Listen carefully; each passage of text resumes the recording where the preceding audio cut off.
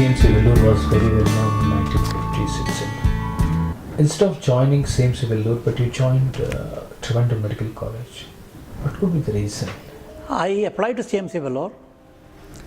I wrote the entrance exam. I was called for interview.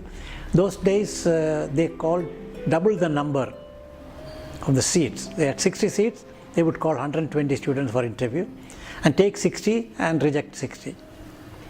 So it's part of your luck and how you perform, and it's a 3-day interview.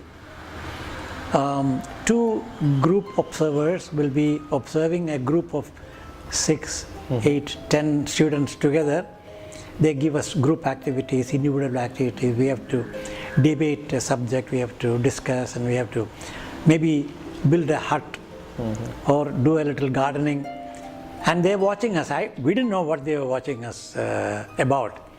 When I became a group observer, I realized that we were watching the demeanor, the ability to work together in a team. You are on your own, you are competing, but others are also competing. How do you treat others in a group in competition? Are you a dominating person or a totally subservient person? Those kind of issues they looked at. Anyway, I was one of the rejectees in 1953. But I went to Trivandrum Medical College. I was topper. My name was the first on the list. I was university first, so I had no problem. So throughout your medicine, you did well. Yes, extremely well. No failures, and several gold medals. So I can't remember on what subjects and all that. It's all faded memory. Can you share about some of interesting, inspiring teachers during the medical college in Trivandrum? Yes, there were several teachers. Professor Raman was the medical professor. Professor Vareed was a physiology professor. Professor Matthew was an anatomy professor.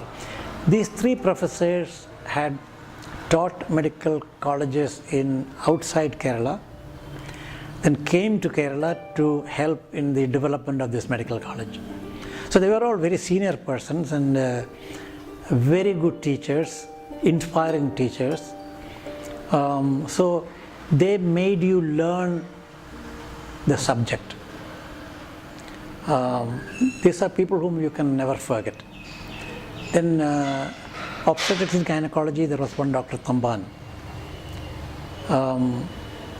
So you learn each subject and you think that's your best subject, because you are now imagining that you are following that leader, that professor. So I could have taken medicine or surgery or obstetrics gynecology. I even had a gold medal for the best in OBGYN. But I had my heart in pediatrics. How? Children. Okay. Those days pediatrics was not a separate department in Trivandrum. It was in Vellore. Adult physicians looked after children. Of course, children are small adults. So all medicines are cut down, the dose is cut down, the bed is smaller. They hadn't realized that pediatrics is quite different from adult medicine. Anyway, we had a Swedish professor who came and taught us pediatrics for a period of time. I realized that pediatrics is quite a fascinating subject. And one episode was that when I was an intern in Trivandrum, there was a very sick child, and the mother had to step out for something, and the child had to be removed from the bed. As an intern, I was holding the baby in my arm while nurses were doing something. In my arm, the baby died, the last breath. So that also kind of shook me. And that was one episode that made me think in terms of becoming a pediatrician. And of course, Vellore gave me the opportunity. I came here and did pediatrics. Can you share about your transition after graduation from Trivandrum Medical College to CMC Vellore? When I was an intern, there was a Christian students meeting in Vellore. Student Christian movement it was called. I happened to come here and I bumped into various people in Vellore, both students and faculty. And the pediatric professor was an Englishman, Professor Webb.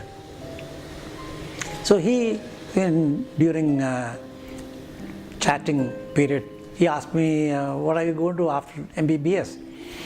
I said, I do want to do some postgraduate training. And so what subject? I said, in Kerala, I can't learn pediatrics because there is no pediatrics department there. So I would like to do pediatrics somewhere. So would you like to come to Vellore, he asked me. I had this bad memory of being rejected in Vellore. Now I'm asked whether I'm happy to come to Vellore, and I said, of course, I'll be happy to come to Vellore. And he said, after you finish your MBBS, 1 year internship, I'll give you a seat for diploma in child health. I couldn't believe that that's the way insignificant individual is treated by the professor of pediatrics in a very prestigious medical college.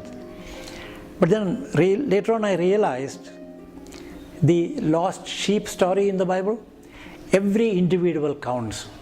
It is one-on-one transactions that make CMC stand out as an outstanding institution. So I was sure I will come and join here, but there was a little bit of a problem.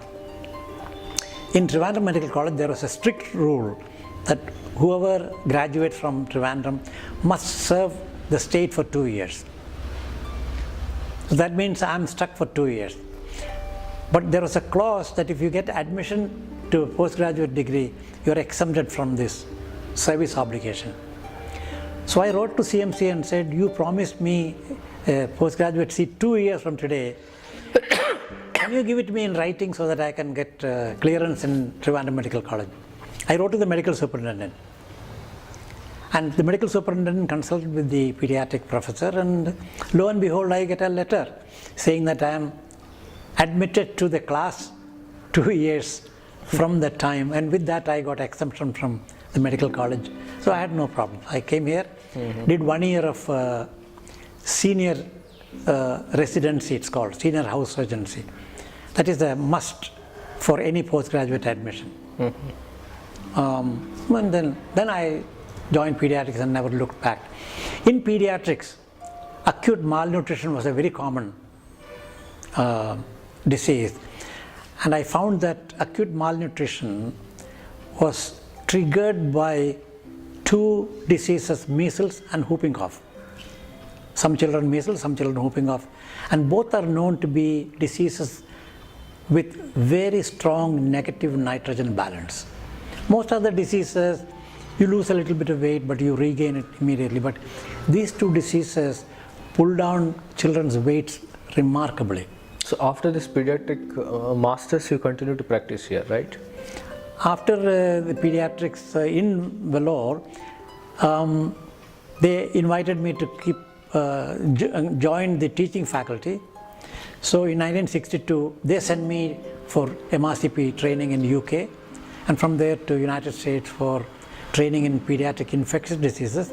So 4 years I was on leave from CMC, 2 years in UK, 2 years in America. What difference you could see in terms of medical education in India, in UK and US? Oh, that was an eye-opener. I mean, in CMC, when I came from Trivandrum Medical College to CMC, I said to myself, wow, here is a place where medicine is practiced like it is described in the textbook. Whereas in Trivandrum, medicine is practiced by using maybe 30% of what is in the textbook, 70% is guesswork. There is no scientific evidence, there is no need for a diagnosis before treatment. You apply several treatments together, the professor's opinion is the last word, and if he says something, that's a diagnosis. Even if you think it is a different diagnosis, you have to keep your mouth shut. Came here and I found that 70% of what happens here is like what the textbook says. 30% we cannot fulfill because of the constraints of laboratory, cost, patients have to bear the cost of it. When I went to UK, I found that 100% is what the textbook says. Of course, that's where the textbooks are written. So, if you want to learn modern medicine, you must go to one of the Western universities and spend minimum of 2 years and see how medicine is practiced. Modern medicine is not a bunch of informations put together. It is how you use that information. As an example, you have to diagnose every illness. If you are stuck, then you can ask some other people and come to a consensus by a group. You don't make an autocratic decision, this is that diagnosis. So that kind of medicine practice with evidence is a very interesting experience in UK. And when I went to United States, it was yet another eye-opener. There, what is in the textbook is produced by research. Whereas in UK and in Vellore, what is in the textbook is what is written there by experts. The research is done mostly in the United States. So every sentence in a textbook comes out of somebody's 5 years of research work. So that kind of gave me the incentive that you have got to be truthful to your system, diagnose before treatment. Your diagnosis must be verifiable, should be accurate. It should be according to the textbook. You should use laboratories intelligently.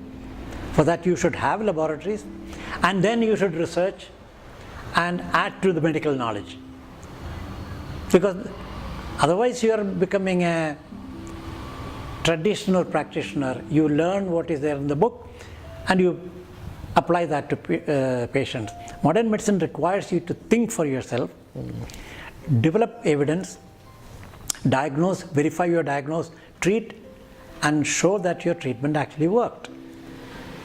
So all this has influenced my career because I learned research and I applied it. I learned to write papers and I applied it.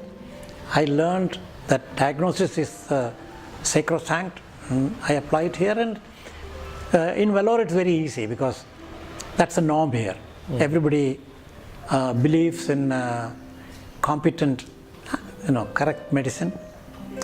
When Vellore people retire from CMC and go and work outside, they understand how, this morning I was talking to somebody in the church, they understand how much of shortcuts they take, cutting of corners they make, and you have laboratories, but the laboratory results are not quality assured. Anyway, so my career was very much guided by this particular pathway, and when I came back to CMC Vellore gave me ample academic freedom to do what I felt was the right thing to do. That was the founder's principle, was that you trust people, give them a job, and tell them when you need help, come back to me. If you are on your own, go ahead and flourish.